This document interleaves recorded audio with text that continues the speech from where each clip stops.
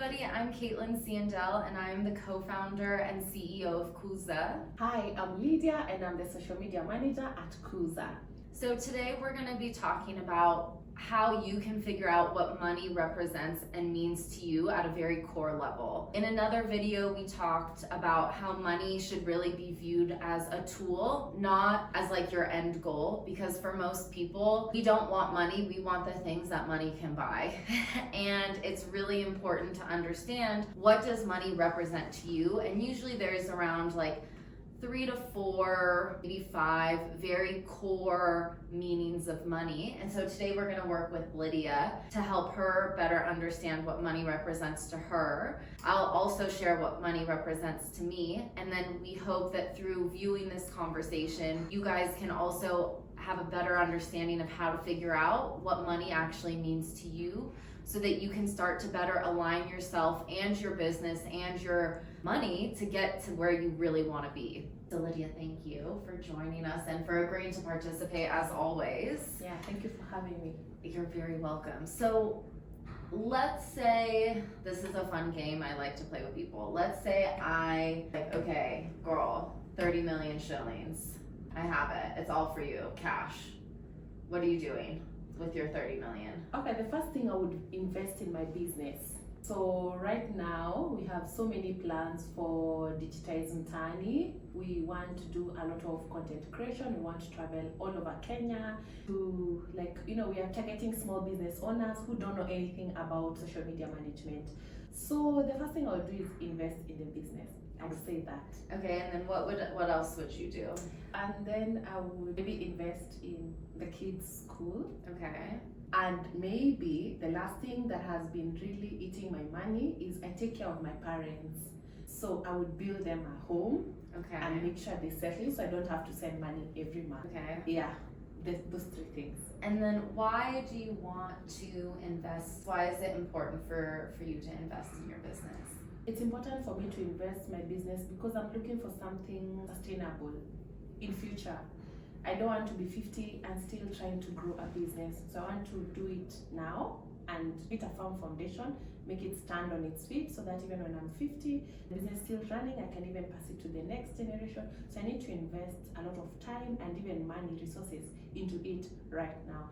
And our biggest challenge is content creation and traveling resources. Because we want to be all over Africa. Because I want to be out of the rat race. Today you have a client, tomorrow you don't have a client. Today you have a business. And we have seen the trend. What happens after startups, after 2 years, they are no longer there, they close down. We've seen even big businesses here in Kenya. Some e-commerce companies have started after 2 years and they got huge funding. They're not in existence. Yeah. So I want to build a business where I can create employment, even grow it, even I can pass it down to the next generation. That's very important to me. And also peace of mind. I want something sustainable. I'm going to ask you these questions for each of these 3 points that you made. Okay. So from investing in your business, it sounds like for you, when you can get your business to a sustainable point of growth, that represents like freedom for you. Yes. Like I go to Dubai and the business is still running. Also independence. Absolutely. And legacy. And those 3 points, that's it. Yeah, those sound like some key things that you need. Yeah. And, okay, excellent. Well, before we ask her about her kids' education and why she wants to invest in that, this is kind of the pattern that you guys want to follow with yourself when you ask, okay, if somebody were literally to give you 30 million Kenya shilling, all cash, you don't have to pay taxes on it. What are you going to do with it? What's the first thing you're going to do? How are you going to spend that money? And it's okay also if you want to I'd buy a brand new BMW. That's also an okay answer. I just want you guys to be honest with yourself, because that will show you what is important to you and what money represents to you, and also to make sure and to start understanding. So for example, if you said, I want to buy a brand new BMW, first of all, I don't know if 30 million shilling would get you a brand new BMW, which is also kind of scary and sad, but let's just say it could. Why do you want a brand new luxury car? What does that luxury car represent to you? Is it power? Is it more, would that be more of an ego purchase to kind of prove to all of these people observing you that you are now successful, does that car represent success to you? So you want to ask yourself why a couple of times to really get to the core understanding of yourself and why you would make those purchases. It's okay to like luxurious things and to have luxury be like a core thing about money. It's something that I also like to spend my money on. So, but I think it's important to understand, why do we like luxury? I don't like luxury because of how it looks to other people. I like it because honestly of how it makes me feel, and I can actually relax and unwind. So back to Lydia. Let's talk about why you want to invest in your kids' education. I want to raise responsible kids in the society, and education is one way to do that. Excellent. Yeah, and also I don't want to be in a position where I have to rely on someone for my kids' education. Yeah, so I want to be in full control of it. So again, freedom and independence. Yes. Okay. Yeah. A lot of time it's super interesting because like for me freedom is like a core thing with money. Like to me that's like, it's like one of the reasons why I want money is because you just, when you do have money, you do have a lot more freedom. Yeah. You get to choose like how you move, when you move, what do you move, Yeah. how do you invest, what do you want to do, what you eat, Yeah. what hospital do you go to, what school do you send your kids to, and like there's so much power in that freedom. And I think for a lot of people who've grown up and who've had an experience or a lot of experiences where like you didn't have freedom of choice due to financial constrictions. Yeah. All of us are now grown up and we're like hell-bent on making a lot of money. Yes. Because we're over it, and that's Yes. okay. Honestly, suffering is like, leave that for us in the past. We're done with There's no suffering. word for that. No, like we've suffered enough. We're done now. Yes, absolutely. Okay, so it sounds like kids' education is also again pretty tightly linked to like your freedom, independence, as well as a little bit of legacy. Like you want your kids to be a good representation of you. Yes. You want them to be responsible. Yes. That makes sense. And then let's talk about why you want to build your parent. Yeah, there's something called black tax. I'm aware of black tax. I have heard a lot about black tax. Yeah, Yes. so from my salary every month, around 20,000 I have to send, and it's not little money. If you can count this in 1 year, that's like 240,000 Kenya shillings. So you can imagine I've been doing this for like 3 years now. So you can imagine how much I've been spending on them. So if I build them like a house, I give them a stable place to stay, I won't have to be sending this amount of money back home. So it will give me more freedom, more independence. Exactly. Yeah, to live my own life. Yeah. To do things that I want. So I would say your top 2 words of money are freedom and independence. Freedom and independence. Like hands down, there's no doubt there. Yes. And then after that, I would say it's legacy. It's legacy, yes. Once you guys start to figure this out about like your own kind of money footprint and why you actually want money, and be honest with yourself, honestly, like, because the only person you're playing is yourself. It's on you. It's like not that funny. And this is why it's also good to get a journal, because you can actually be super honest in your journal, right? Like your journal's not going to judge you. It's a private thing. It allows you to get honestly, like super real with yourself, which is really, really important. And where a lot of people I think are blocked is like they don't want to come to terms with themselves for whatever reason.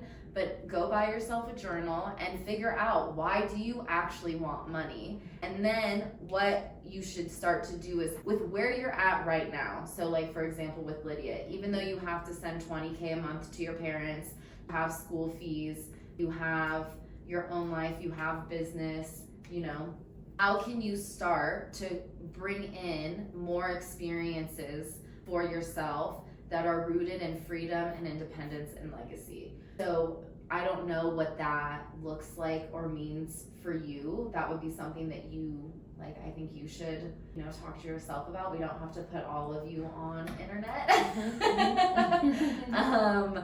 But yeah, start to understand, like, how can we, even with like the kids' education, it's like, is there a savings plan that you can start to invest in that will allow you, if you're not doing that already?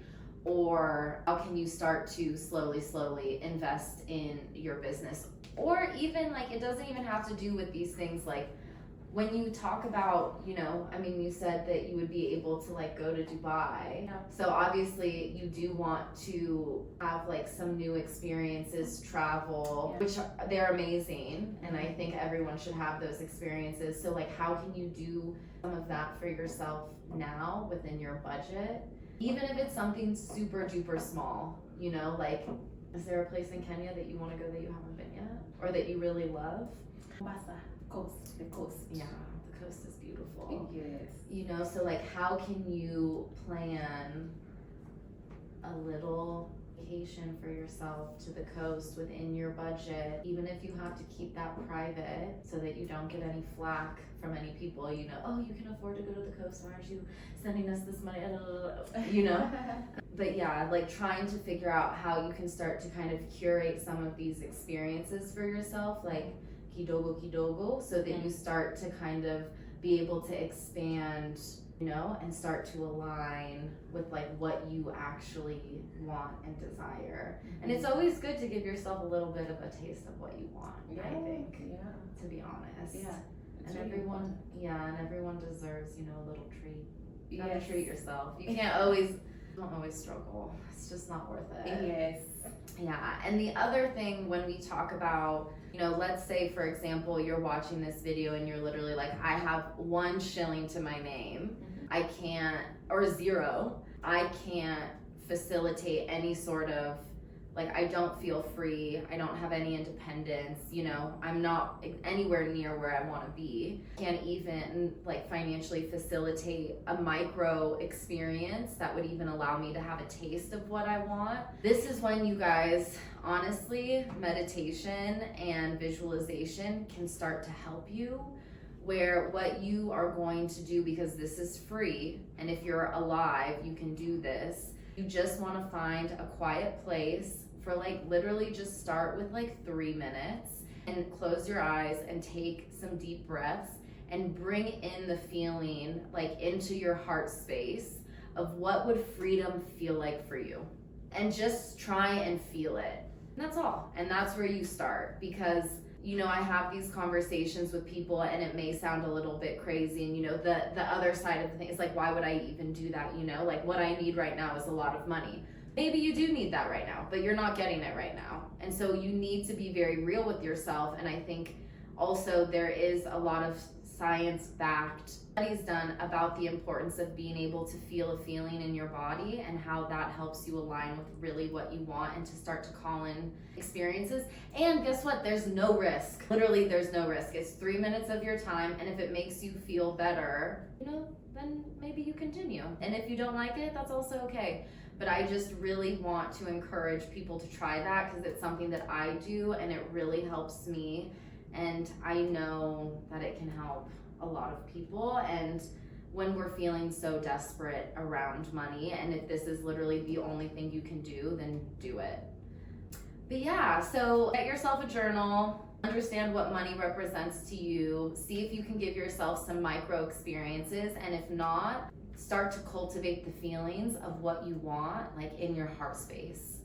Yes, and even if you can give yourself micro experiences, I still suggest that you continue to cultivate those feelings of what you want, because as you progress, you're gonna want more, right? So like, you're gonna reflect in a year's time when you've started to travel around Kenya and you've started to help more small businesses digitize and like employ online marketing and content creation, and now your vision's gonna shift a little bit. Yeah. Right? Like, Yes. we're humans, we always desire things. Yeah.